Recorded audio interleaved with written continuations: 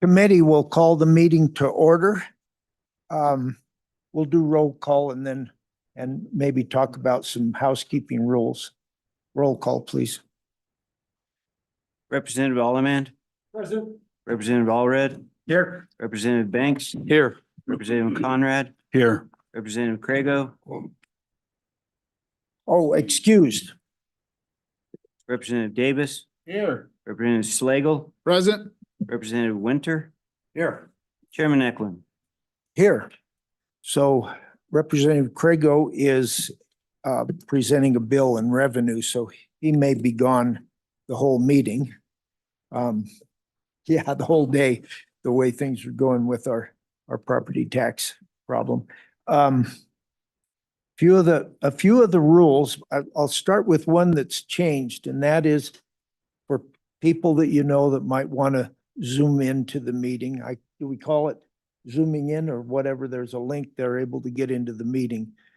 That link ends an hour before the meeting. So we usually start at 8 o'clock. By 7 o'clock, those folks would, and if any of you wanted to do it, you'd have to do that ahead of time. That's one of the differences. The rest of the meeting will be run like we do it, and try to, as much as you can, go through the chairman. And I've been in meetings that are pretty chaotic with people talking over the top of each other, and we don't do it very much of the time, but just in case, and it's an unnatural process. So if you mess up, I won't be too upset over it. But we'll try to work things that way. We will have some proxy votes before long. Representative Conrad will have to leave and go before appropriations. And that just really goes on. It's a wonder we can get anything done. The good news is we did a lot of good work during the interim. And we're going to be working on 3 of those interim ag bills this morning. So the first bill for our consideration is House Bill 60. And I think I'll describe that bill. It's a committee bill. And it would have probably been best for Representative Craigo to do it because he was on the task force that helped us get this fit into the animal damage as an amendment, as amended animal damage claims. I do have a question. Who all was on that task force? And I would probably ask Director Nesvik first about it, because I'm kind of curious. I know there were ag groups as well as game and fish. Yeah, Mr. Chairman, I'm probably going to ask Chief King to help me. I know Okay. Chief King was on it, Representative Craigo, Mr. Magagna, and then I don't know beyond that. Oh, Representative Slagle was on Oh. it. You know, okay. That's what I needed to know. Would you rather do the first presentation of the bill, Alan, or Representative Mr. Axel? Chairman, I could do that if you like. Okay, all right. I probably can too, but I had to study it because I missed that meeting. So we'll just start out. You go ahead and describe it as you remember it, and then we'll bring in the public and supplement it. Okay, thank you, Mr. Chairman. So basically what this bill does, it's to compensate landowners for excess damage. And mostly it's focused on elk at this point in time. And one of the first assumptions that was made in this bill was that if the elk population is over the objective number of the game and fish, then it's presumed that there is damage. And so we did that because of how hard it is to actually determine damage to rangeland. I mean, you can go out there and it can be variable, but so we made that presumption.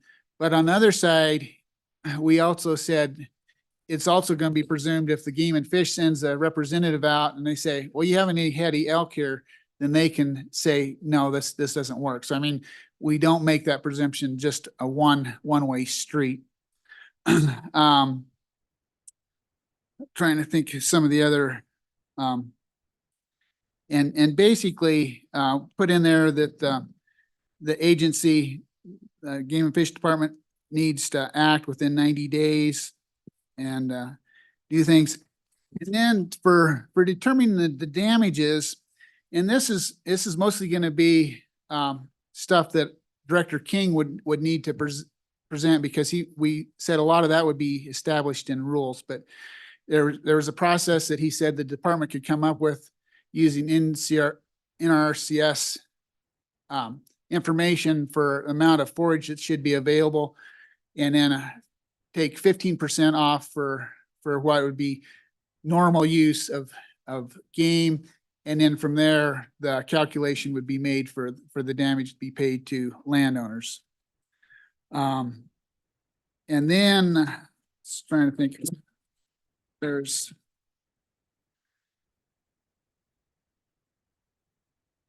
and basically the payment was gonna be on a per AUM basis to the and after the determination of how many game and for the amount of time that they were on the property. And I mean, I guess if there's any other questions, feel free to ask and I will try to answer them. Okay, thank you, Representative Schlegel.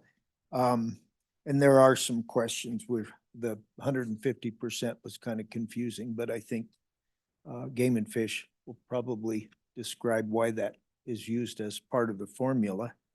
Anyway, people have asked me and I'm not sure I can answer it very well.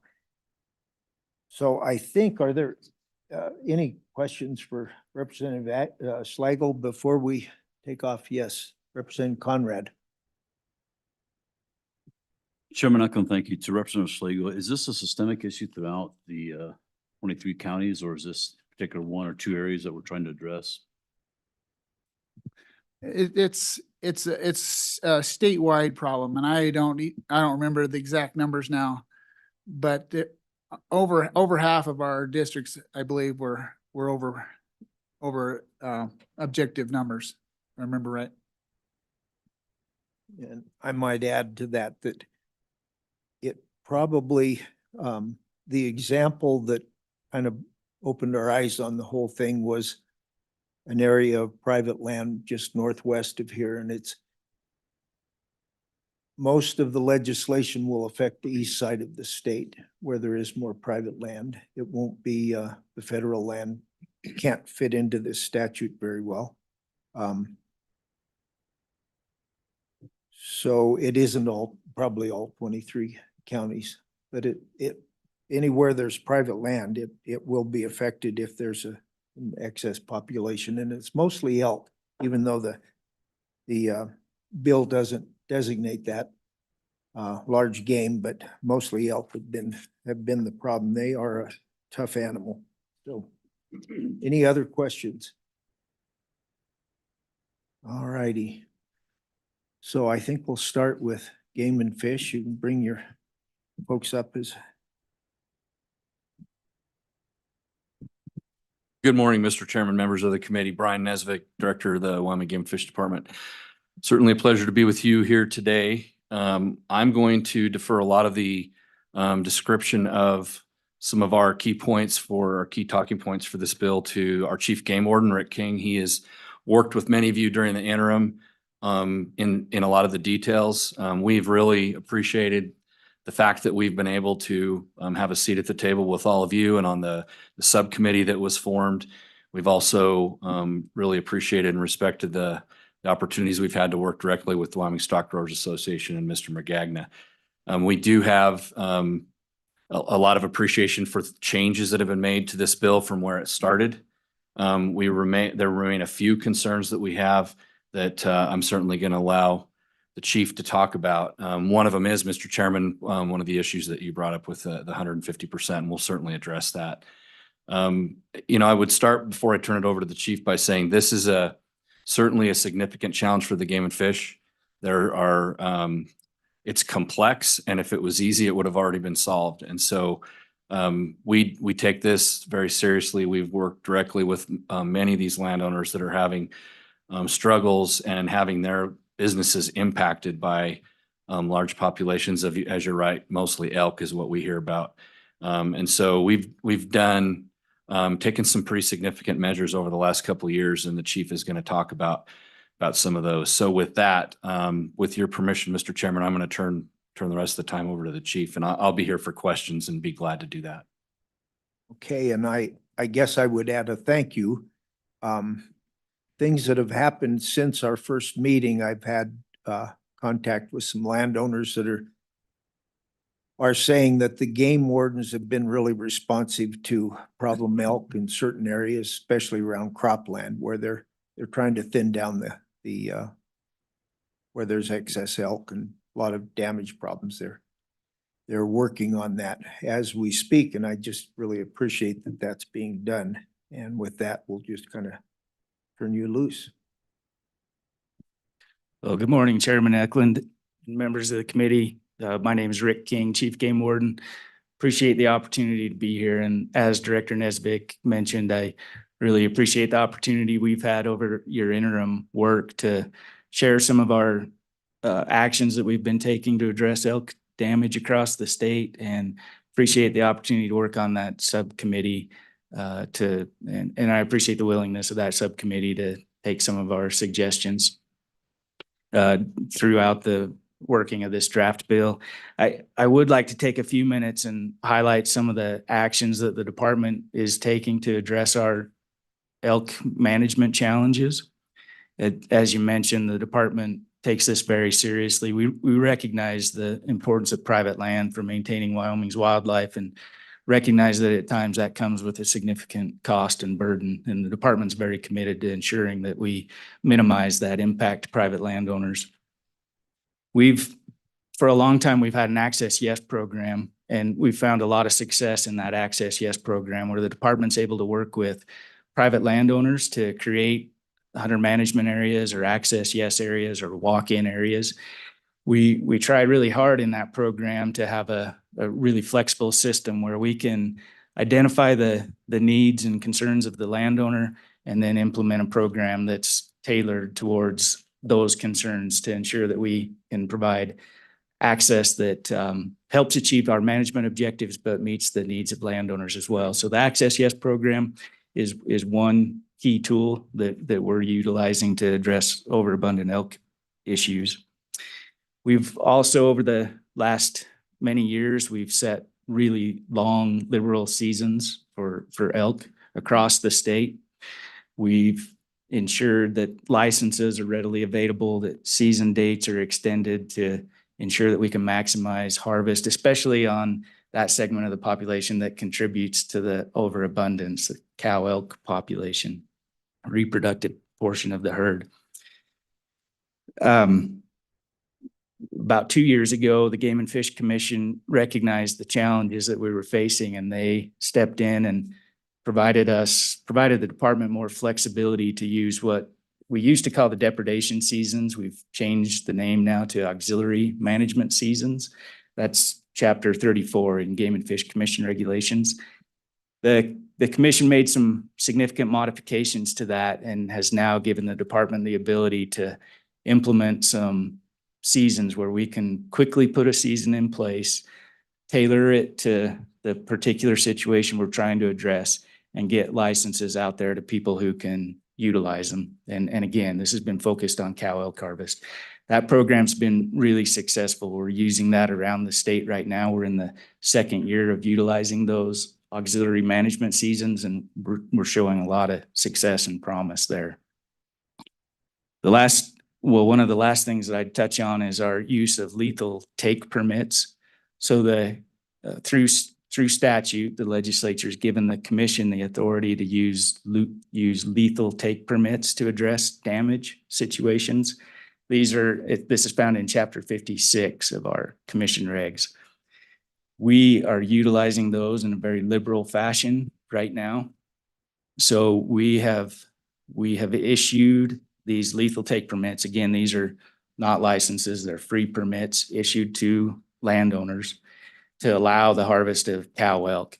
I'll give one example. We're utilizing those in Iron Mountain, just out the back door here. We've issued about 30 landowners, a total, we've authorized 30 landowners to harvest. I think we're up to authorization of about 700 elk. They haven't harvested that many yet, but that's how many permits we've authorized through that Chapter 56 program. We're going to use those in other places of the state as well. So again, another really powerful tool to help us address our damage concerns on private lands. Those permits are pretty easy to issue. They require the approval of the district game and fish commissioner and the chief game warden.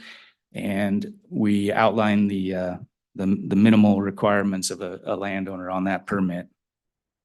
The last thing I'd touch on, and I know we've spent quite a bit of time in the interim on this, but I think it's worth highlighting the current damage compensation program that the department has in place is probably one of the most robust and comprehensive damage mitigation and payment programs of any state wildlife agency. We've had a damage program in place for a long time, really since about the 1930s. So that program, just as an example, over the last 10 years, the department's received about 1,600 damage claims. We've paid about 98% of those claims over the last decade. And in total, we've paid about $12.5 million in damage payments over the last 10 years. And again, the state, the commission, the department has long recognized the importance of private land. And I think that is demonstrated in our current damage program. We do spend a lot of time, our field folks spend a lot of time trying to mitigate damage and prevent it from happening. But when that's not possible and the damage actually occurs, we do have a very robust program in place to compensate landowners for the damage that occurs from wildlife. Now, to get into House Bill 60 just a little bit, I think I would like to point out a couple of things. Again, I appreciate the opportunity to work with you all during the interim session. I will tell you, you should all have a copy of the fiscal note that the department provided. We estimated that right out of the gate, if this bill were to be signed into place as is, the immediate cost of the department will be significant. Probably close to $2 million. That's just in direct payments. That doesn't include our increased personnel costs and activities associated with investigating and responding to these claims. I do want to highlight that we, as a department, we had a really difficult time trying to estimate what the true cost of this program will be to the agency. But what I can tell you is that our estimate is at the low end. I'm confident of that. I think costs could be higher than what we've estimated, but I'm confident that we're estimating in the lower end of what this program will cost right out of the gate for the department. The one portion of the bill that's already been mentioned that I do want to highlight and spend a little time talking about is on page 4, lines 8 through 11.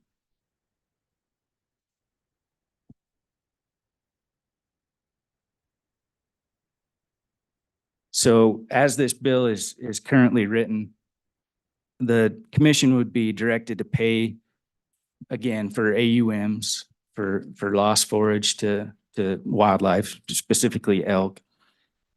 And if this occurred on a person's state land lease, we would pay for those AUMs at the current state land lease rate. But if it occurred on private land, the department and commission would be directed to pay 150% of the fair market value for those AUMs. And I have a couple of concerns that I think are important to bring to your attention. We've all talked about the importance of working together to bring elk populations down to objective. That's certainly our goal. That's certainly the desires of the private landowners who are supporting these overabundant elk populations.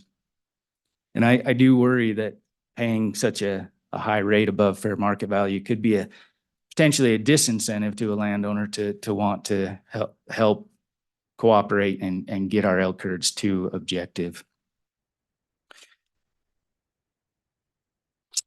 And just for your information, this kind of deviation from our current program is pretty significant. Our current program compensates for losses at fair market value, whether that's a crop in the field, a stored hay crop, for example, or whether that's livestock losses to trophy game.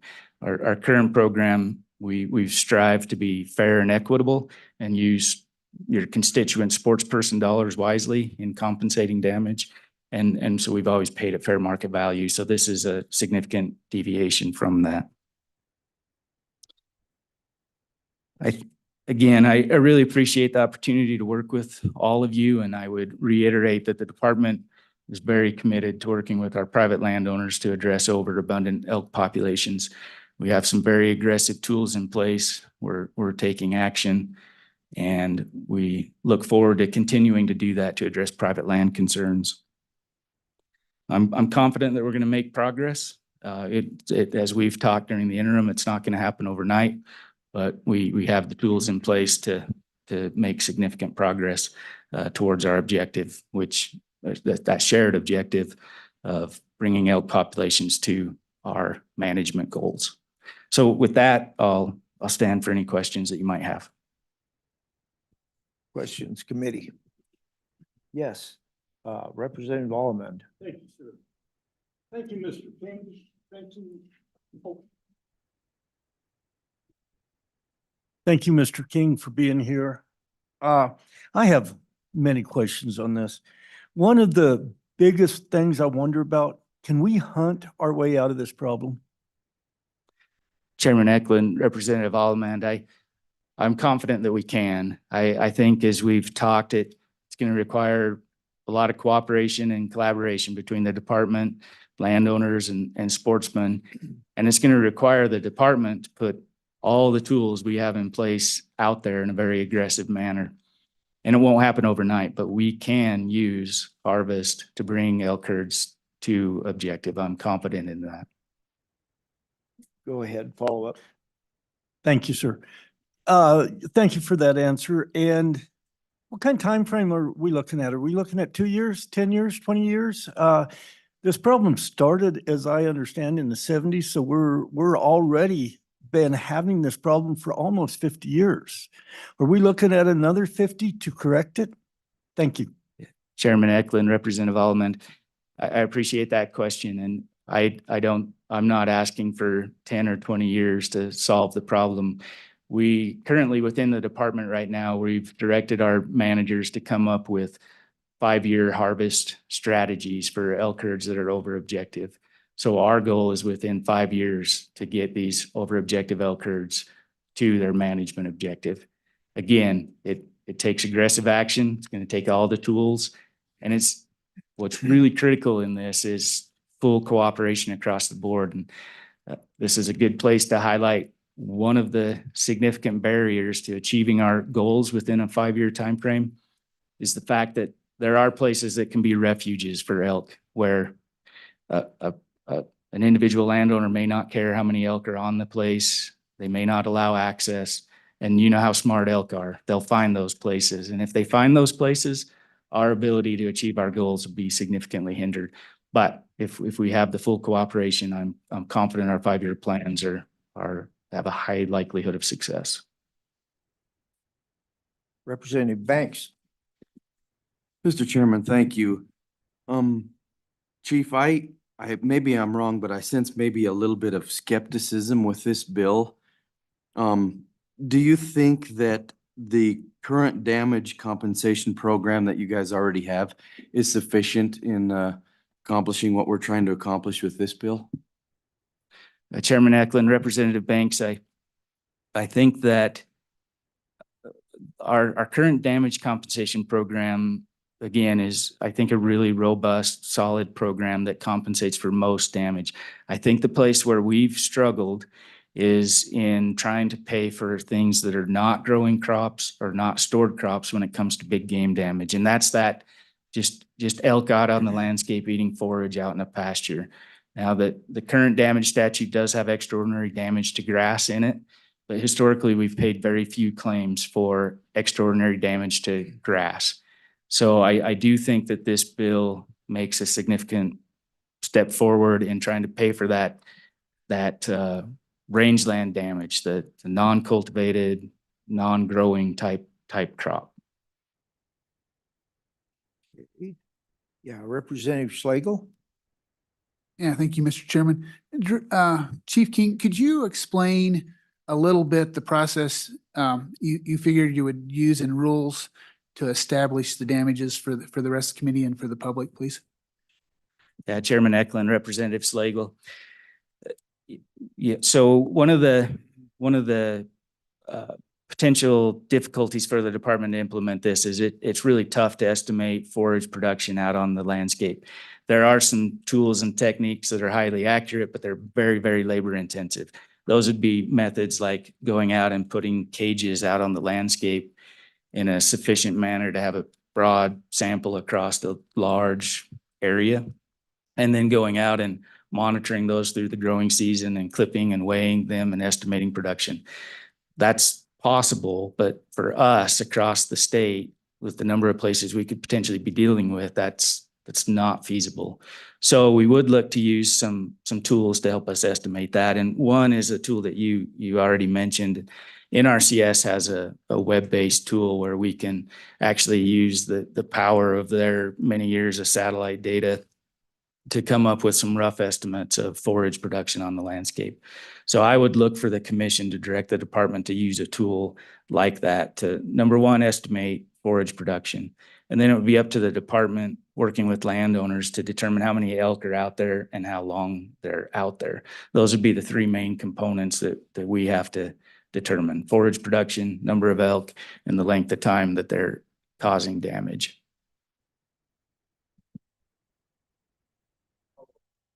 Yeah, that's the description I was hoping you would give people, just so it make clear what's happening, because I've had that question asked and just wanted to get it reconfirmed by you. Thank you, Director King. Representative Winter?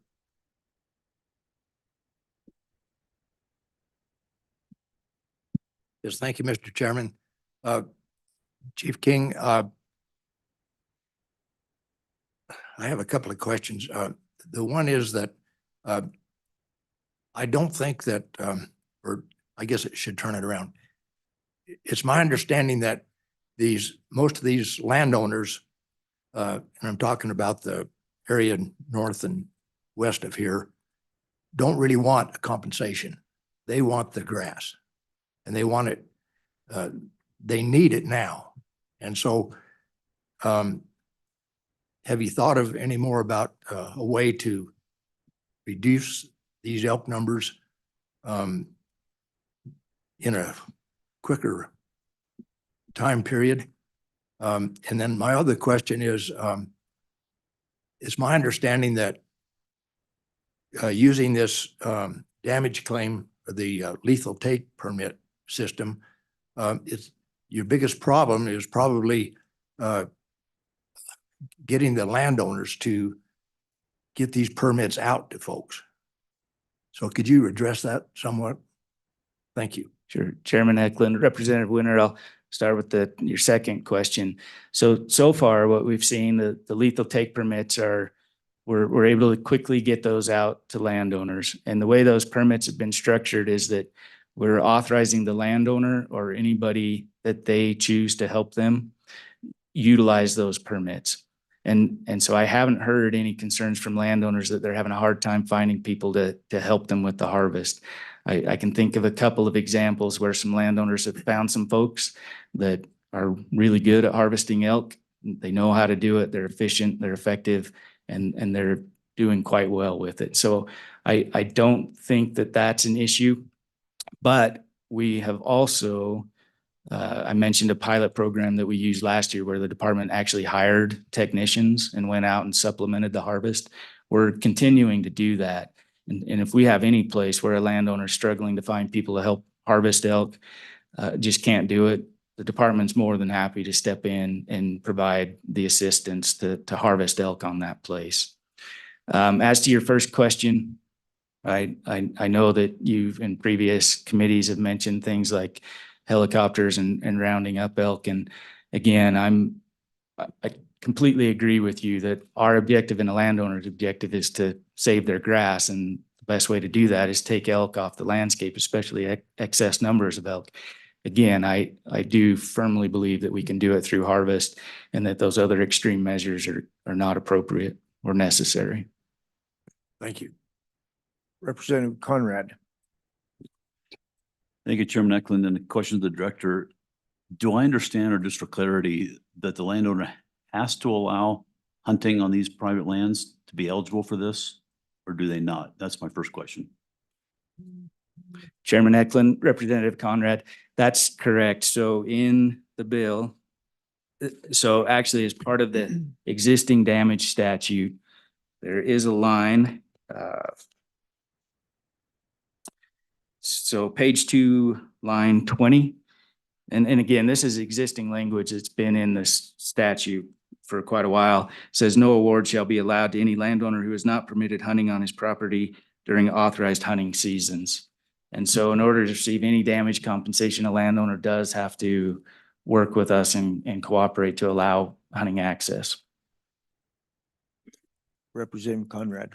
Thank you, Chairman Eklund and Director. Apologize, I missed that. So thanks. The question I have is we refer to the document. I'm a little confused, which is not unusual, but we talk about elk management in the preface here on page 1, line 5. But then we turn over to page 2, line 4, and we refer to as trophy game animals. And then on page 3, line 21, it becomes any big game. So is there a reason, and then to continue, I guess, to reinforce my point, on page 4, line 14, we refer back to elk population. Is there any reason why we're not consistent in the description of the animal in this case that we're trying to legislate here? So Chairman Eklund, Representative Conrad, I think you've actually highlighted something that probably needs to be fixed in subsection C, in that we do need to add potentially the word big game. That's really what we're referring to as big game damage. The focus of this has been elk. So I do think in subsection C, we need to consider what you've pointed out is that big game needs to be included in the language with trophy game. In terms of the other portions of the bill that it looks like throughout this, the language should be big game, trophy game, and game bird. That's what our damage compensation program is for. Unless there's something that's just specific that the legislature would prefer to be directed to only elk. Okay, so we would probably have to amend the opening paragraph too. It says elk management, and I think we can do that. Please. Probably a good. Chairman Yes, go ahead. Eklund, Representative Conrad, if I could. So the elk management plan that's in the prelude though is specific to section 2 Okay. on page 4. And section 2 is direction from the legislature to the department to report back on our elk management plan specifically. So I think that language in the opening statement is correct. It's very specific to the elk management plans that the department will be directed to report back to the interim joint ag and TRW committee. Follow Follow up. up. Chairman Eklund and Director, thank you. It sounds like a good opportunity just to be consistent and for potential amendment moving forward. Thank you. But maybe we don't need it on the opening paragraph? It appears not, Okay. Chairman, based on what I All just heard from the But director. that but other portion, Other areas. it'll clean up the bill a little bit. Thank you. Representative Davis. Yeah, Mr. Chairman, along them same lines, I had that same question, if we're directing this towards elk, and then if we go through here on, page 2, line 4, you reference trophy game animals. And as you said, that's a multitude of different types and species of animals. My question is, if this is to be directed just towards elk, you know, I think it should be consistent throughout the whole thing. No reference to trophy game animals, okay? Otherwise, I would say that I had an issue with whitetail deer up in the mountains or in my fields and stuff like that. I should be compensated that way. And then when you got down to trying to determine which animal was harvesting the grass, that would be a tough one. You know? Mhm. Anyway, I think there needs to be a little more consistency there too. And my next question. So if that's all right, I have a, Mr. Chair, okay. I think I lost what you were trying to talk about there. So you would prefer we had elk in there instead of big game? Okay, we have to leave trophy game because those would be bears, lions that we don't normally eat. Maybe bears. I don't know if they're considered, you could probably help us understand. We're not used to having game and fish in here, so you could help us educate us a little bit on what the differences are between big game and trophy game, because I'm not sure I know. I'm guessing some of the guys that live in the mountains and areas that have wolves wouldn't have a better idea of it. So, yeah, go ahead. I'm sorry to interrupt you, Representative. Mr. Chairman, I don't think we want to reintroduce wolves over there, but That's not what I wanted either. Director or Rick, could you help me in how you formulated that $45 per AUM? Is that a statewide average or how is that achieved? Is Yeah. my first question. Chairman Eklund, Representative Davis, that annually the NRCS produces an estimate of private land AUMs. That report usually comes out in May. And that's where we got that number, was that last year, the estimate for private land AUMs was about $45 across the state. And that's the commission, the department and the commission would look to refer to something like that to determine a fair and equitable rate to compensate at. Follow up? The other question I have for you, Rick, have the rules been conceptually developed, you know, because that refers back to my question about the 150%, you know, Mhm. compensation. So could you fill me in on where you are on that? Sure. Chairman Eklund, Representative Davis, we've not started a draft of a regulation yet. I think several of our smart folks that work hard on regs have been thinking about this, but we don't have a draft reg in place yet. Obviously don't have one in place yet. Don't have anything drafted on paper, but I know our folks are thinking about how they're gonna incorporate this into a new reg. Okay. Representative Schlegel? Yeah, Chief King, I think when we were talking in our committee meeting about when we were developing this, you'd mentioned possibility of where it talks about here, person has to allow hunting on his place. And I think it was brought up at some point that possibly in agency rules, you might actually say they had to allow enough hunting to actually compensate for the loss that was being reimbursed. Is that still a thought? Yeah, Chairman Eklund, Representative Slagle. So currently in the damage regulation, we define how much hunting access meets this statutory requirement. And it basically says that a landowner needs to allow enough access to offset that recruitment of the population that's causing damage. So we would look at how productive is that herd. If you had 100 elk and they were having 50 calves per year, we would look to try to harvest at least 50 elk to offset that reproduction addition into the population. So we do define that through our regulation. Thank you. Okay. Representative Davis, oh, we got one down at the end here. Let's go with Bill or Representative Allement. Thank you, Mr. Chairman. Mr. King, let's just use for an example, a hunter or a landowner allows a hunter to come in and he shoots into a herd of 200, 300, 400 herd of elk, and they take out 1,000 foot of fence, which they do. New fences cost them about $3.75 a foot.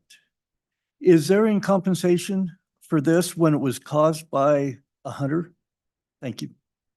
Chairman Eklund, Representative Allemand, our current damage compensation program does cover elk or big game damage to fences. So the scenario you described would be eligible for compensation under our program. And we do pay quite a bit of money annually for fence damage. I ran cattle in an elk area and they never go through the same part of the fence twice. Go ahead, Representative Davis. Mr. Chairman, I think you should try sheep too. One last question for you, Rick, is, could you give me your, what's your thought on why you deviated from your current calculations to these new calculations to figure on this animal damage issue? Chairman Eklund, Representative Davis, I might ask for a little clarification.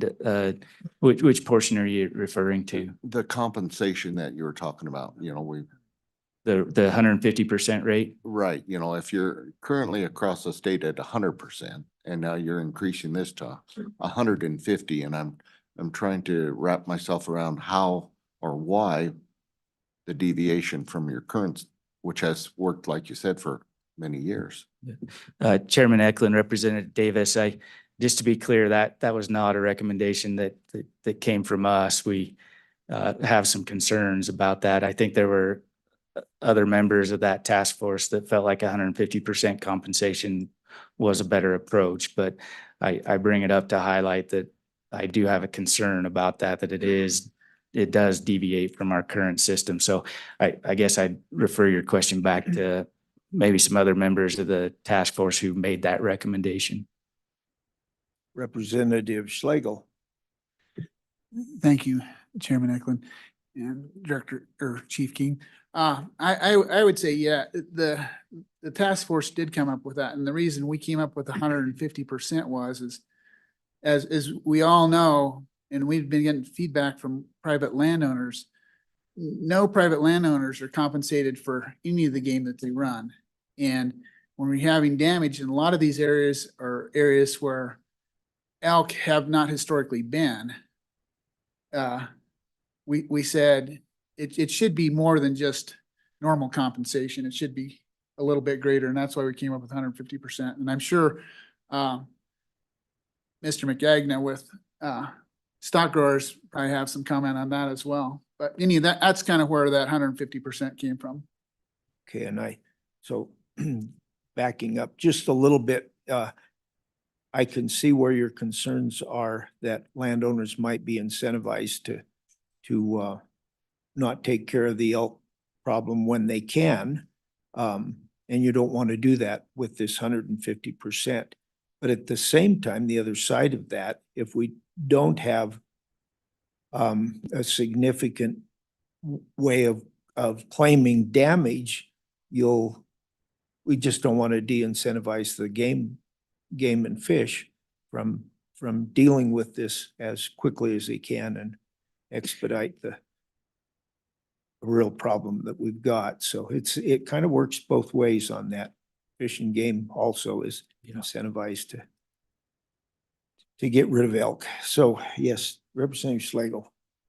Yeah, Chairman Eklund, one other part of that compensation that I kind of forgot and just came to mind was part of that was it's not only the loss of our grass that it's being compensated, it's the loss of our ability to produce cattle that would bring income in. So, I mean, yeah, we've lost our forage, but we've also lost the ability to have a calf to sell or other compensation. And so that's part of why the 150% came into the calculation, I recall.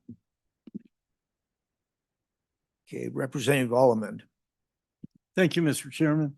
Mr. King, a few minutes ago, you used an example of if we have 100 head of elk and they have 50 calves, our goal is to take 50 elk that year. In Area 7, I understand there's 5,000 too many elk over objective. Mhm. So if those 7,000 head of elk have 3,500 calves every year, and there's no way we're gonna take 3,500 elk out there. We're gonna have to look for a different solution. Do you agree with that? Chairman Eklund, Representative Alderman. So just to clarify, the example I used about how many elk we'd be looking to take off a place was just to meet the regulatory requirements for submitting a damage claim. But in those places where we're over objective, you're correct in that our goal is to reduce that population down to objective. So our goal is to achieve enough cow elk harvest that we drive that population down to our population objective. That's our goal. Okay. Representative Banks. Yeah, I'll be quick. Out of curiosity, have you already hired the employees to go out and hunt the overpopulated elk, or could you get me an application after the meeting?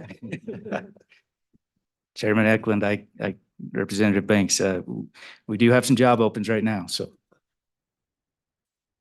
Sounds like a pretty good job. Mr. Um, Chairman, Mr. Chairman, if, Yes, when you're done with questions, I do have just a couple of wrap-up comments here based on some of Yeah. these questions, so. we'll make sure we get you in there. I've got another question. So the anticipated increase in the budget of game and fish, could it just as easily be offset by elk tags, increasing the number of elk tags sold or distributed in these areas? Has that been factored into what this increase in your cost would be? Chairman Eklund, so I don't think that our increased license sales is going to cover the cost of this program. And as I mentioned, a lot of what we're doing right now, for example, with Chapter 56 lethal take permits, there's no revenue received by the department through those permits. So I don't think that just increased license sales through our regular season setting process is going to come anywhere near to offsetting the cost of this program. Okay. All right, well, I thank you, but it could have some effect if you're able to. You'll be able to find in ways and rules, I think, of cutting down the numbers of elk, and I still think a tag that's paid for could help to offset some of these costs. I know it won't do all of it, but part of the incentive to getting these elk numbers down to the quota will be to get her done rapidly and because it is costing the department. Director Nesbitt, it's been a long morning. Thank you, Mr. Chairman. So one point on that last question I would make is that those licenses that are used to harvest cow elk are reduced price. They're not our revenue generating licenses. Our revenue generating licenses are the full price ones. And a lot of the harvest that Rick's talking about comes from non-revenue generating licenses. And then a lot of the expenses with Chapter 56, or lethal take, there's no revenue from that. In fact, it's an expenditure to go pay people to do that. I would remind the committee that the Game and Fish continues, and we're not complaining at all. We are a non-general fund agency. We receive no money from the general fund, and our sportsmen are our primary source of revenue, and our sportsmen are glad to do that. And for a long time, since in Wyoming, formally since 1937, sportsmen have been a part of the solution of wildlife management. And I've had a lot of questions about, can we use sportsmen to do this? And I have to believe that we can. And I think the chief did a good job of asserting that very, very firmly. I will say that irregardless of this bill passing, that the commission and the department are going to be addressing rangeland damage calculations and how we do that. As the chief pointed out, this has been a challenge for the department. It's been hard to do. This discussion has helped us in a lot of our deliberations and discussions and how we might be able to do that. Obviously, if the bill passes, we're going to be directed to do that. But if it does not, we're going to do it anyway because it's an issue. I thought it was a great point to talk about the fact that landowners don't raise grass to sell to the game and fish department so elk can eat it. And we hear that a lot. And I completely respect that. And we hear the same thing with cattle producers who end up submitting large damage claims for cattle that are killed by wolves or sheep that are killed by grizzly bears. They don't raise calves and lambs to sell them to the government so that wolves and bears can eat them. And so we really are dedicated to trying to help with this problem. When we've had, to talk about, can we actually make this happen with harvest? I can give you a couple of examples. So not very far from here to the northwest, back in, Chairman Eklund may remember this, in the 2012 timeframe, we had a very similar kind of issues with local landowners, and we implemented a program where we obtained access that we had not obtained before on ranches that typically hadn't allowed a lot of access. And we harvested a lot of elk. And in fact, too many, because those landowners that allowed that access then were unhappy with that. They thought we'd killed too many and they shut it down. And that, I think, illustrates one of the biggest challenges Game and Fish has here. If we have the access, we will get elk harvest and we will do it with sportsmen. We had the same issue in Cody. Now it's been, a little over a decade ago, we implemented a similar program, and we haven't had an issue there around west side of Meeteetse ever since. We harvested a lot of elk. Landowners were happy. So it is possible, and I just wanted to make that point. The last thing I wanted to say is we've talked a lot about an objective here, and these objectives are equally as complex. You mentioned Laramie Peak. The objective in Laramie Peak is 5,000 elk. We harvest almost 5,000 elk every year. And the reason that objective is not higher is because landowners fear that if we try to bring that objective up to what we really have on the ground, 10 or 12,000 elk, that will incentivize the Game and Fish to manage for more elk. And the other side of that is that if we ever did actually try to manage down to 5,000 elk, those landowners wouldn't allow that to happen. Most of those landowners like having it, a lot of them are generating revenue from, those are prized bull licenses in Laramie Peak. And so it's this real tug and pull. It's a challenge. I will say that in closing, we have a good working relationship with most of these producers that are having challenges, and we value that, and we will continue to work on that. I think you all have heard from one of my friends, Juan Reyes. He's been to this committee before. He's a great spokesman for this issue, but I will tell you that we communicate regularly and talk about solutions. We even together wrote a joint editorial about landowners and the Game and Fish working together, and we're committed to that. I would close with that, Mr. Chairman. Okay. Go ahead. Representative Winter, go ahead. We've got more. Have some too, so don't take off yet. Well, thank you, Mr. Chairman. Director Nesvik, my question to you is, and I think I know the answer, but I just wanted to verify it. You folks, when it comes to the rangeland determination as what the amount of forage is taken or not, are you using the University of Wyoming Extension Service to any degree? Mr. Chairman, Representative Winter, to my knowledge, we are not. I would look to the chief I don't believe so. Could you tell me why? Yeah, Mr. Chairman, Representative Winter. So we have a manual that we've updated over time. We've used since I was a young game warden, actually. Before I was a young game warden, we had this manual, and it incorporates techniques and procedures from all kinds of different sources, including the University of Wyoming, but other sources as well. And it provides a guideline for our folks to use. It's very specific. If you have sunflower damage in Powell, this is how you estimate and quantify the amount of damage. If you have alfalfa seed damage in Lovell, this is how you quantify alfalfa seed damage. And so that manual has been more of the guide, which comes and is informed by multiple sources. Okay, thank you. Well, so I guess something that wasn't brought up. When did this, the 30 landowners They were included to be able to harvest 700 elk, and I would guess they're going to focus on cow elk. These lethal permits, when did that program begin? Just recently, or has it been around for a while? Chairman Eklund, so the ability to issue those lethal take permits has been on the books for a long time.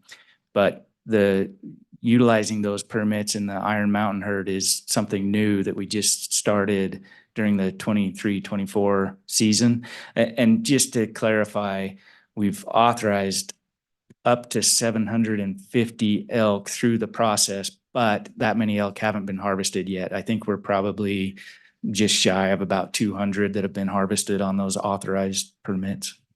Okay, and then, so you're calling, the area we focused on was that Iron Mountain herd. Okay, we may have more conversation on that because I think a lot of people in the audience don't know.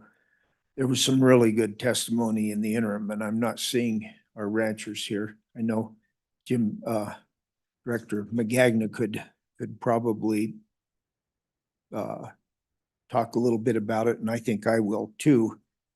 A possibility, have you thought about, so most of the people coming in are to hunt are wanting a bull elk. That doesn't do any good at all, because it just won't. Have you considered a possibility of allowing a person to get a bull tag after he's harvested a cow in these real problem areas? Has that been discussed at all? Chairman Eklund, absolutely. So, and through a couple of different ways. So during the regular season setting process, we've put cow-calf licenses, reduced price cow-calf licenses out there in large numbers so that a person coming with a bull tag could also pick some of those licenses up if they have access to a place to hunt. So that's one way. But I also mentioned our auxiliary management seasons, and that's been a really effective tool to use in some places where rather than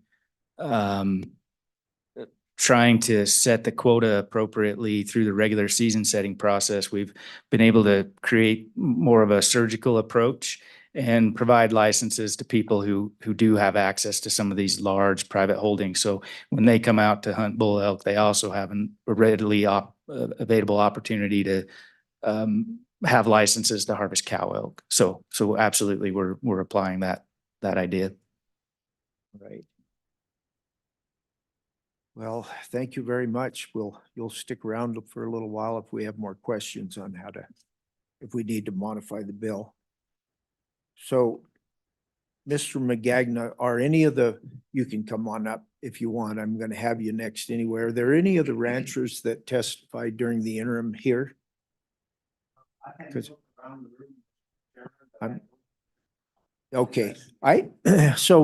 that other people kind of know what happened in the interim, this problem was called to our attention. And I'll just use the one ranch as not use any names, but there's one ranch not too far from here that would be part of that Iron Mountain herd of elk. Historically, and I'm talking about the owners have owned the ranch for over 100 years. In that beginning history, there were no elk on the place.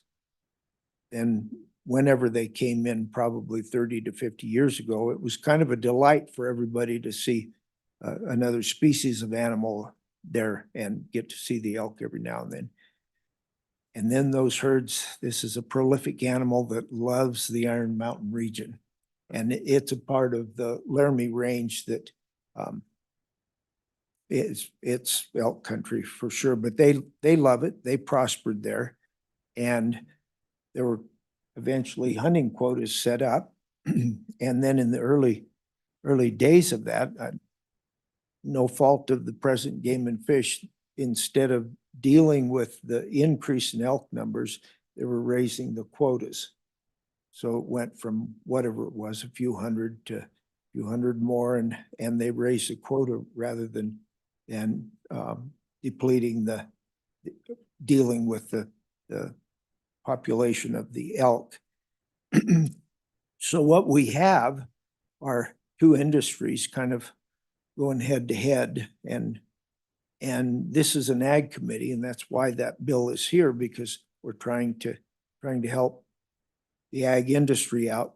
When I hear of ranchers that have been in business for 100 years, believing they could be put out of business if this isn't taken care of, it's very concerning for us because we're supposed to be looking out for the interests of those people. I do think we can take a balanced approach and help everybody. But we're gonna have to be really proactive to be able to do that. A lot of it has come to a head with the drought. In several years of drought, you barely have any regrowth of grass in 1 year and you've got, instead of a herd of 1,800, you've got a herd of maybe 3,000-4,000. We're not even sure how many of them are in that herd that first came to light, but the drought really brought to us the need, and it's hard to manage. If these private landowners have to limit their cow herd because of it, it's hard to rebuild that in a year or so, and that's why part of why that 150% damage claim might be there's probably a good reason to do it. If it's a crop, you can compensate for it, maybe, but takes a year or two to rebuild a cow herd if you've got drought and plus too many thousands of head of elk eating your livelihood away. So that's kind of how the program or the discussion started. And then after that, you hear of other areas that quite a number of areas on the east side. We've got some other areas that have never had elk, but do have them moving into those parts. It'd be good to get on that, jump on it real quick. And your game wardens are, and I appreciate that. Of the areas that I know, it's going to be a big job. So that's some of the testimony. I probably skipped over some of what they said. But it alarms this committee to think that we would have 100-year-old ranches put out of business by too many elk. And I think it's alarming for Game and Fish too, because none of us want that. So with that, I'm gonna have Mr. Magagna share some thoughts, and thank you for serving on that task force to help develop this bill.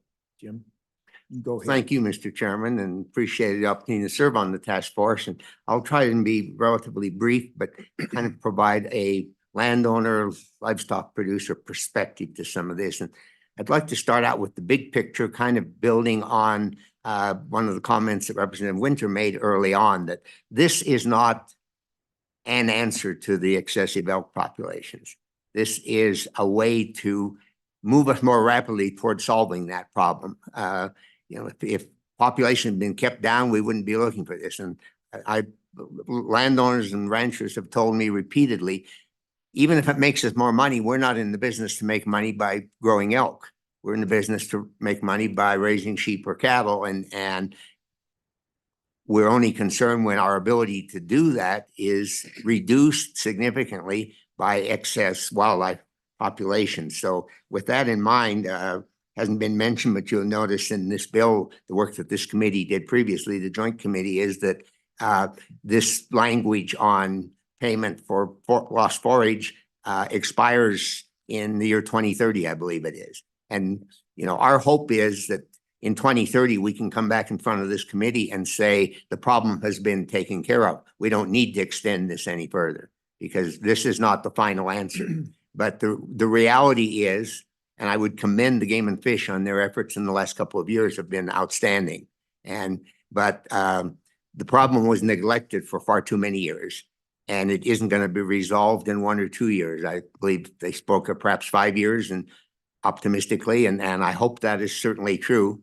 But in all areas and totally that it could even extend a little beyond that. So our objective in working with landowners and proposing this particular program is to both incentivize Game and Fish to move as quickly as possible, because every year that they delay is more money out of their budget for payments. And more importantly, to assure that, as you said, Mr. Chairman, that we don't have landowners who are forced to go out of business because of this continual excess population. And one of the landowners in the area we've been talking about here provided me with some pretty good data that he's had to reduce his livestock herd by 20% to date because of those increased populations.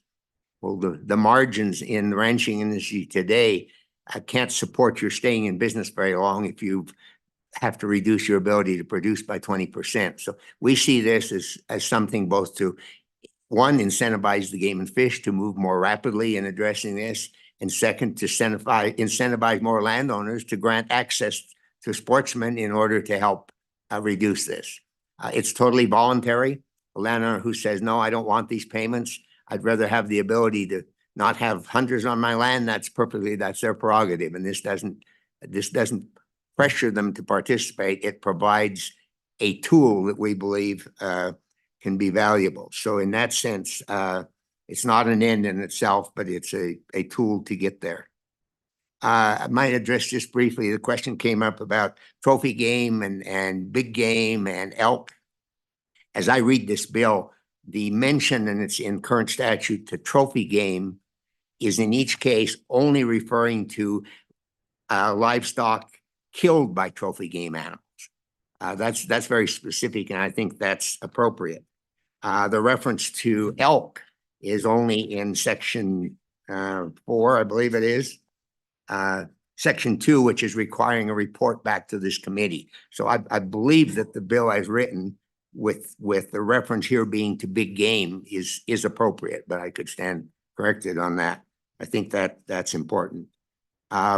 With regard to the payment to 150%, I think a case can be built for that, but we're certainly not saying that that's the only way this program can work. And should the committee see fit to reduce that somewhat, we're certainly willing to look at reducing that 150%. I do believe that there are some costs that a landowner incurs in participating in this program that go beyond what the cost would be with those additional cattle. So perhaps some recognition of that is appropriate, but the key to this is getting the work done. It's not how much money, additional money a landowner can make out of it. I would, Mr. Chairman, suggest another area for your consideration for a potential amendment to this bill. On page 3, beginning on line 13, defines externally damaged terrain land means the consumption of forage normally available for livestock that is consumed by any big game species. In visiting with a number of landowners, they say, the amount that the elk eat is not nearly as destructive to me as the amount of forage that is destroyed by the elk just establishing themselves in a pasture and spending their time there and lying down on it every night. And so perhaps would be worthy to consider there on line 14, where it says the consumption, add or destruction of forage normally available for livestock. On line 15, again, that is consumed or destroyed. Would it work to just say loss of forage? Or you could say loss of forage. That's normally, that would be an easier way to do it. That would be fine, Eliminate Mr. Chairman. consumption, okay. And Go then ahead. one more place on line 18 where it talks about consumption, perhaps changing that to loss of forage.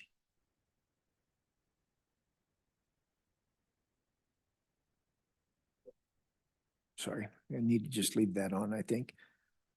Backing up a little bit, the one place that I can see, and hopefully other people are looking at this, that we might need to insert big game by itself would be line 4 on page 2. And it would probably be just in front of trophy game animal, insert big game. Are you okay with that? See, the department shall consider claims based on, Mr. Chairman, I'm okay with that. I believe, and I don't have it with me now, that if we had the entire statute in front of us, not just subsection C, that earlier language would provide the basis for this language here. And maybe make that unnecessary, but Okay. I would defer to others. I think we're gonna get some help there, but Representative Slagle, go ahead. Yeah, Chairman Eklund and Director McNaga. I guess a place that I would see, we could put elk right there in the part that was added, line 7 on page 2, until July 1st, extraordinary damage to rangeland, put by elk there. And then down in the other part that was inserted into this, extraordinary damage to rangeland by elk. Both of those are portions that have been added to our existing statute. We're just adding elk into that one section. Does that make sense? It does. My concern is we narrow it down too much. How often would you guess that deer? I'm thinking they don't. The deer and the antelope kind of do a different, or they're browsers and they don't do near the damage that the elk will, but should we leave it big game or should we specify elk? Part of the bill Mr. does. Chairman, Representative Slagle, I would prefer it be left big game. I mean, today, the problem is elk, and perhaps we would be near where there'd be some problem with whitetail deer in certain areas of the state. Unfortunately, our antelope and our mule deer populations are so declined that we're a long ways from having that problem. But in concept, I think the impact on the ranchers and the need to address this would be the same if a scenario of those arose. So I guess I don't see any reason to limit it to just elk. But we all recognize that that's the focus of it at this point in time. Yeah, and something that hasn't been emphasized is the damage that's being done to our smaller game animals. The deer have less forage to eat. I don't know how much of a problem it was in Representative Davis's area, but they have really lost a lot of elk or deer and antelope.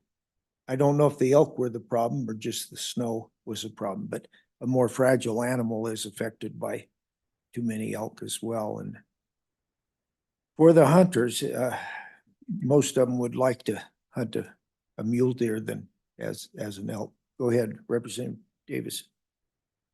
Mr. Chairman, Jim, since this, if we say the rangeland by elk, this all disappears as of July 1st of 2030, right? So this would just stay, that verbiage would just stay in there until July 1st of 2030. Is that correct? Mr. Chairman, Representative Davis, that's my understanding, unless it were at that point extended by legislative action. Right. So if we're, in my opinion, Mr. Chairman, in my opinion, if the issue is elk, then we need this to be specific to that area. That would be my take on it. And that's why I would like to see by elk inserted in there. So, thank you. Yeah, Mr. Director, Chairman, go ahead. to go back to the question regarding the addition of big game around line 2 or 3 on page 2. So the commas are really important here.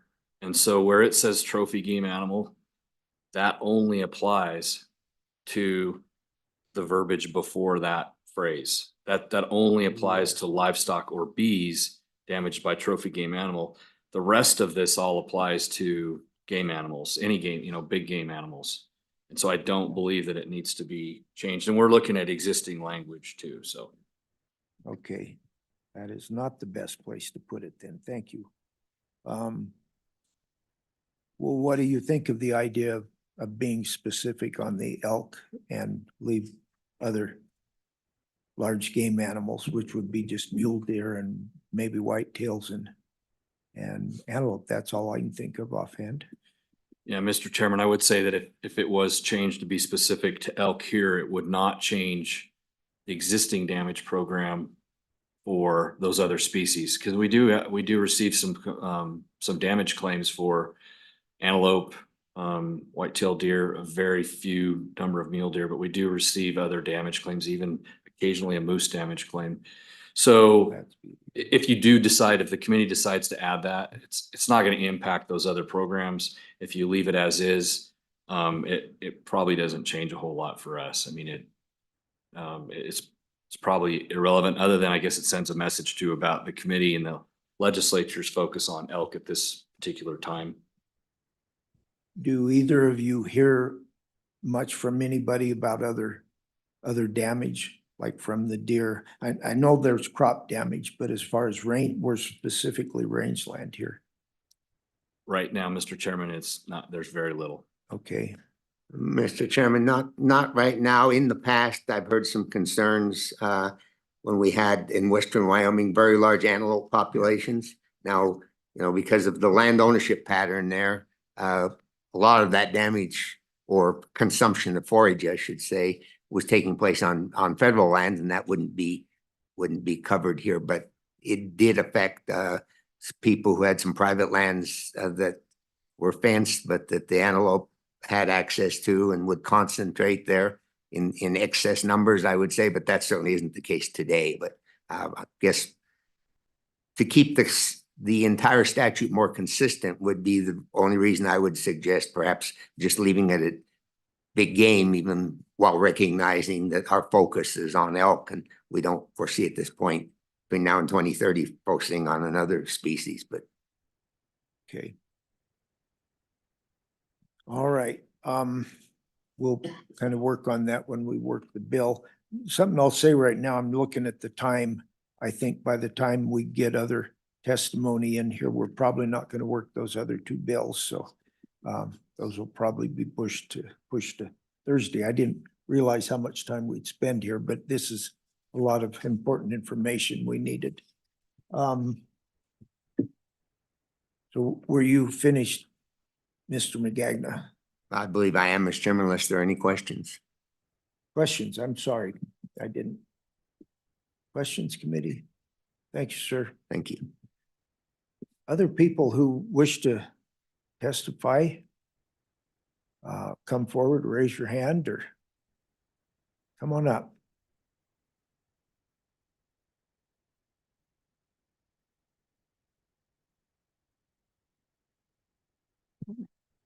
Thank you, Mr. Chairman and members of the committee. My name is Sabrina King, and I'm here today on behalf of the Wyoming chapter of Backcountry Hunters and Anglers. My colleagues with the Wyoming Wildlife Federation and the Theodore Roosevelt Conservation Partnership had to step out as today is Camo the Capital. So they just wanted me to put a plug in for if you have any questions for hunters. There will be a bunch of them around this afternoon, so feel free to ask them about this bill or any others. And I think we share some of the concerns with this legislation that were expressed by Game and Fish. And I will say, on behalf of BHA, as I watched over the interim and as our members have sort of watched this issue, we share the concerns, honestly, with landowners about elk overpopulation.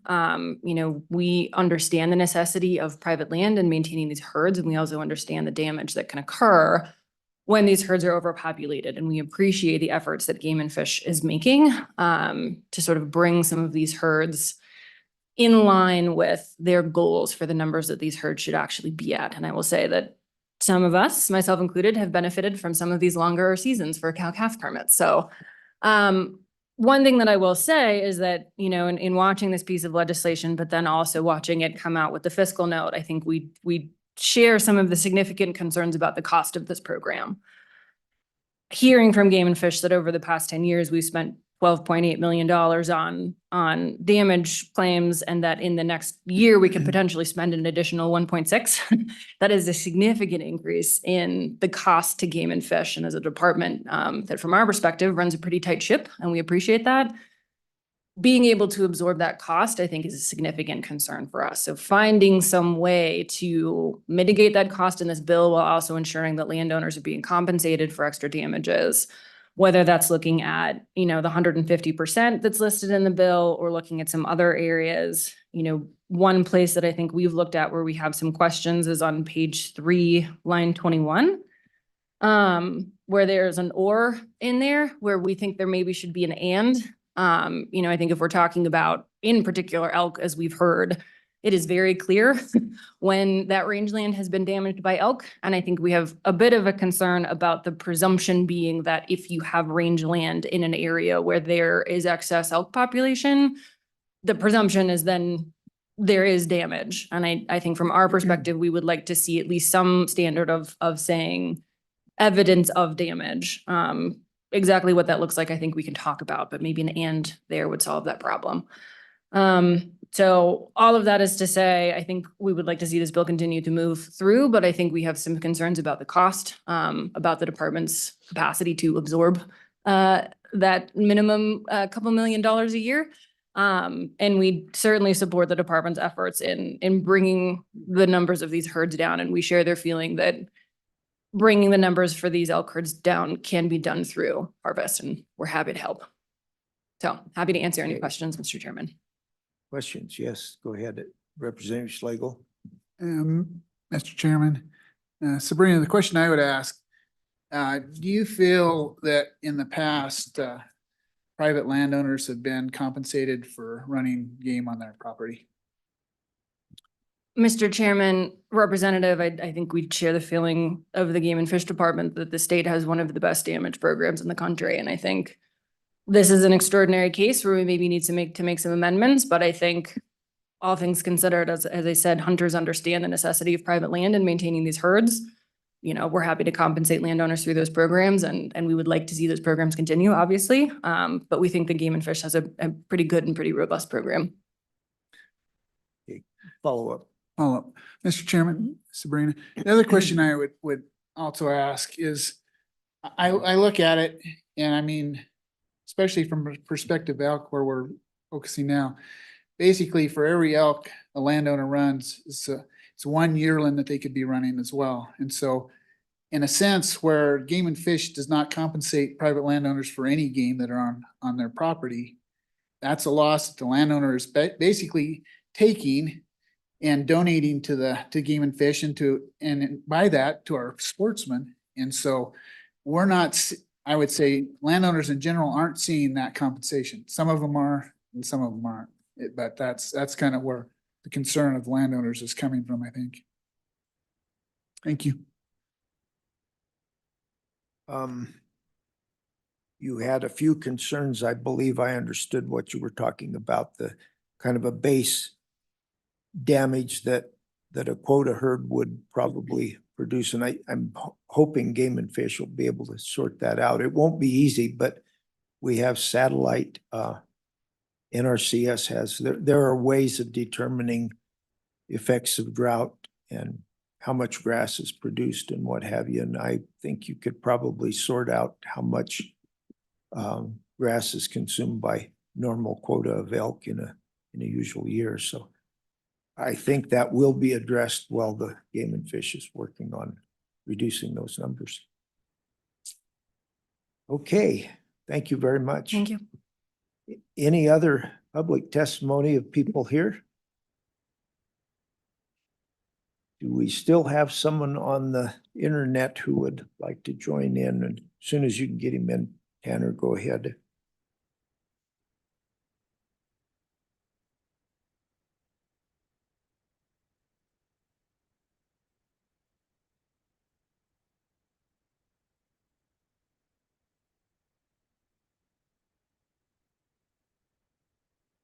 Should be good.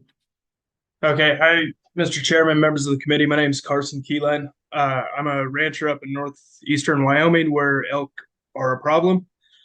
You guys are talking about the 150% maybe being extreme to some, not extreme to enough. A quick run on numbers just for like this year on your cattle. If you paid out in AUMs, if you're running 100 extra head of elk, that's $28,500 the Game and Fish would pay. That makes you being short roughly 50 head of cows. This year that's $75,000. So it's not really equitable. So the 150% I think is great. It's a lot better than the 100. Also maybe help to get the Game and Fish to get to work with guys. I myself have asked for auxiliary tags for 2 years and I can't get them. So if this is another way that if I can finally find a way to file damage claims, because the previous way you had to establish a normal running amount of elk. There was never elk in our country until they were released by a private rancher in the 70s. So I've never had elk in that country. We've been up there almost 150 years. So this is a way to at least establish some numbers to be able to start damage claims. And I would rather not have damage claims. I'd rather be able to take elk out like other ranchers have said, that if we can get rid of elk, I'd rather raise cows. And that's all I have. Committee, any questions for Mr. Keyline? Yes, Representative Slagle, go ahead. Yeah, Carson, thank you for calling in today. Question I would have, so you think the 150% it would actually be reasonable compensation for damages? I'm saying, I mean, it could be a lot more for what you're out in cattle. Like this year, it's $46,500 is the difference. If I was able to run the cows on the grass that the elk are eating, I would make 75,000. If I was to turn it in for damages, I'd get 28,500. That's going at the 4750 for the 50 AUMs they would have taken out every month for the year. So I like the 150%. I think 100's fine too, but anything to put more pressure on both sides, I think, to get guys hunting and taking elk out and the game and fish to cooperate to pass out more of the auxiliary tags. Like say they've had them the last commission meeting, they given out, I guess, around 12 of the different auxiliary permits. 4 in Casper, 1 around 117, Area 3 got 1, 7 got 2, and Cody got 1, Lander got 1, Laramie 2, Green River 2, and Pinedale 1. I mean, there's more people out there to get that would use these tags if they would get them to us. There's also talk the amount of damages paid out. I mean, 1.2 million is not really that high to me when you look at the number of grass and how far over objective we are on elk everywhere. If you take that 28,000 base payment, that's 42 ranches. I'm sure there's a lot more than 42 guys that have elk over objective elk numbers in the state.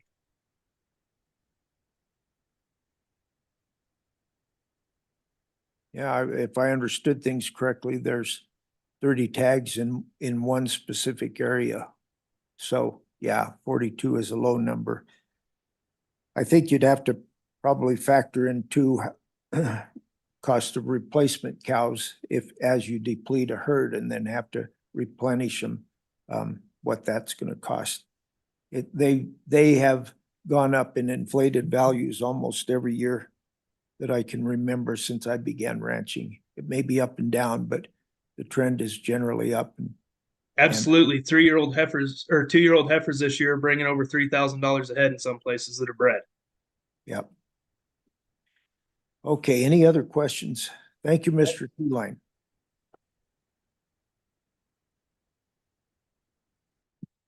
So I think we're done with public testimony. We'll close that part of our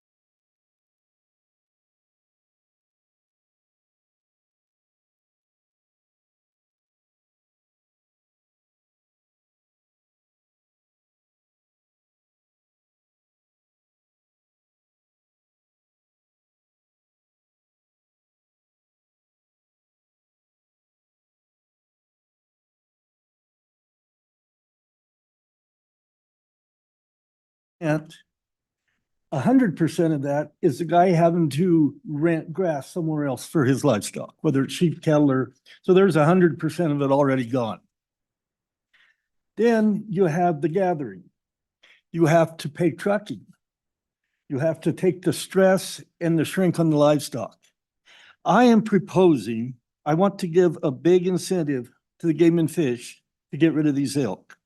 So on page 4, after line 12, I propose the 150% of AUM will sunset January 1st, 2026.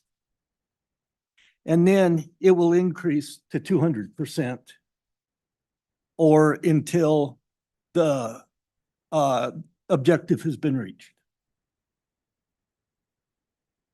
Okay, does everyone understand that amendment? We're on page 4, line 9. And the first year of this program would be 150%, then subsequent years. After Starting what- January 1st of 2026, which gives them 2 years to get the elk populations down. Okay, Then after that, it will raise to 200% until this bill sunsets or the objective is reached. And I was going to go on and go 50% every year above that, but I decided we can look at this in 2026 if we need to. okay. So did everybody understand that? So it would give them 2 years at 150%, then up 200% until 2030, I believe. That would be the sunset date. Okay, any discussion on that amendment? Need a second. Oh, that's right. Thank you for keeping this. Yeah, we'll shake off the rust here a little bit. And do we have a second on the amendment? Okay, good. Thank you, John. Seconded by Winter. Who has the motion? The motion is on line 9. Yeah, it was moved by Representative Allemand. On line 9, that we stay with 150% for 2 years until 2026. And I don't know, we probably use January 1st. Is that correct? Okay. So there'd be about 2 years at 150%. Then I'll get you in a minute. We may have to modify it, but if I'm not understanding it, but then you would have whatever is left of till 2030 it sunsets. So that it would go up to 200% after those first 2 years. And then it would sunset in 2020 still. That makes sense, Mark? I'm gonna read it back to you what I have. Okay, go ahead. Not less than 150% and insert until January 1st, 2026. After that, 200% until December 31st, 2030, 2030, yeah, correct? correct. Or objective. Or is reached. objective is reached, so it wouldn't necessarily sunset at 2030. Oh, 2030 stays, but it could be, okay, I get it. I would like to keep the objective as it is now. I believe the objective is 1,800 head. I don't want to see the objective go to 3,000. In that area. Yes, Okay. and I'm talking area 7. But Sure. This covers covers the bill, but Sure. yeah, okay. Okay, Representative Banks, One more time, please. okay. 150% until January 1st, 2026. After that, 200% until December 30, 2030 or 31st, or until the objective is reached. Correct? Okay, Okay, all thank you. right. Go ahead, Dalton, Representative Banks. Mr. Chairman, thank you. I wouldn't be in support of this amendment. I think this has taken us way down into the weeds and the task force came to this agreement between the parties. They got together, they came to this agreement. Let's go forward with how it is now. Let's see how it works. We can always revisit it, but I think that the number we have right now has been reached with agreement. Let's go forward with that. Let's not get too wound around and lost in all these things and just, we have the incentive now. We have the ability of landowners and the Game and Fish to work together towards this, and the incentive is already there for the Game and Fish Department to go forward with it. And from what I heard from testimony, they're already putting into place things that is gonna reach that objective. So I think let's keep the bill the way it is, and how the task force came about, reaching this conclusion. Representative Schlegel. Thank you, Mr. Chairman. In general, I would agree with what Representative Banks has just said. Going back to the amendment, I would say, let's change the date to July 1st, because that's when the bill will come into effect. That actually gives a full 2 years if the amendment actually gets voted in. Otherwise, we're just giving them a year and a portion. Guess it'd be a year and a half. So let's, if we're gonna do it, let's go ahead and give them a full 2 years. So I guess I would, if that's a friendly amendment, I would offer that. If not, I would offer an alternate amendment to the amendment. Thank you. Representative Alderman, friendly? Okay. More discussion? So, well, I, and I think Representative Alderman does too. I'm opposed to it too, and I've talked with the committee about it before. We could, this is gonna be a fragile bill any way we do it. It changes some policy. And most people don't even understand it. I've had to correct them on, everybody I've talked to opposing it was incorrect in what they supposed the bill was about. So to get it passed, I am concerned we'll kill it by amending it very much. And I think it would be best to start out with what we had stakeholders testify. We've had some testimony today. Don't know as I want to decrease that 150%, but if we increase it, we could kill the bill, and we're trying to get this thing going now. So Representative Alderman, go ahead. Thank you, Mr. Chairman. If you think it will kill the bill, I will withdraw the amendment. Right. Thank you. So second, withdraw your second. Okay. Other changes we might need in the bill.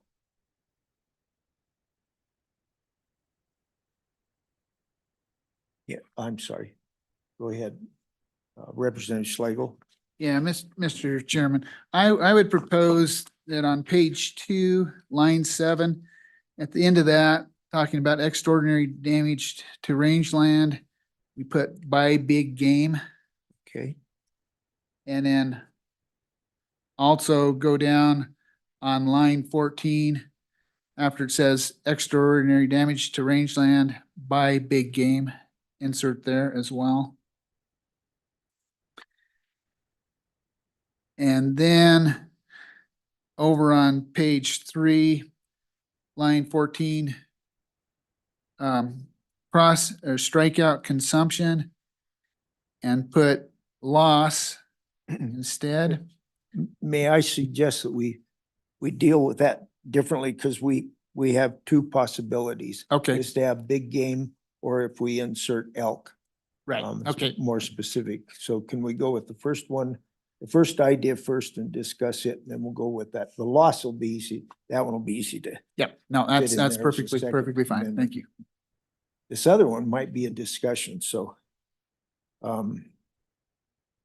So we'll stop with, and there may be a few other places. We'll go through the bill, make sure that there aren't other spots, but we know what you're trying to do. Is there a second on this?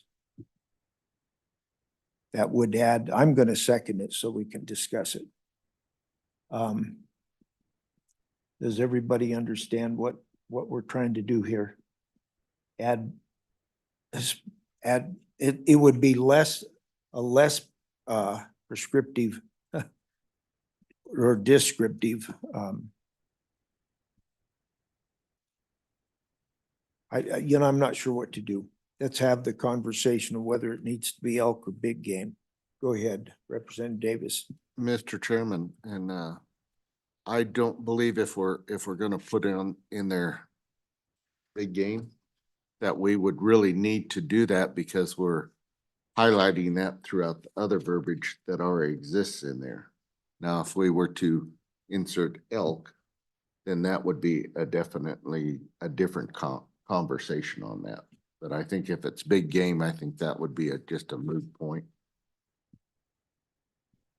Okay.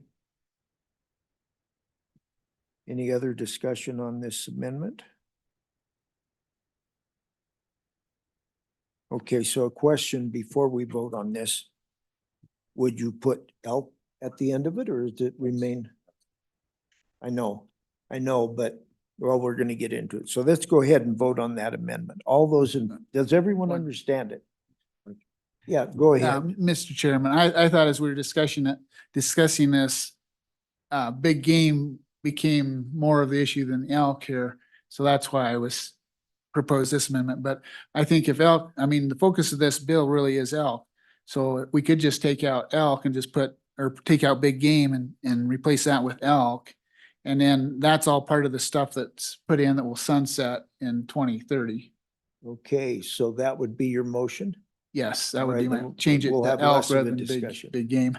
And I will, so we've changed the motion, Mark, and just go ahead and withdraw your first one.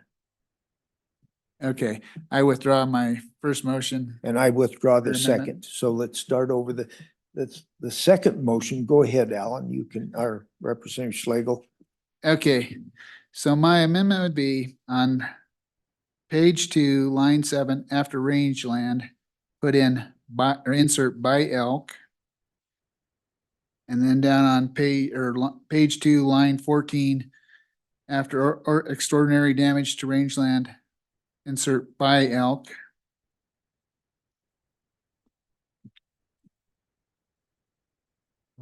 Okay, and I will second that. Oh, go ahead.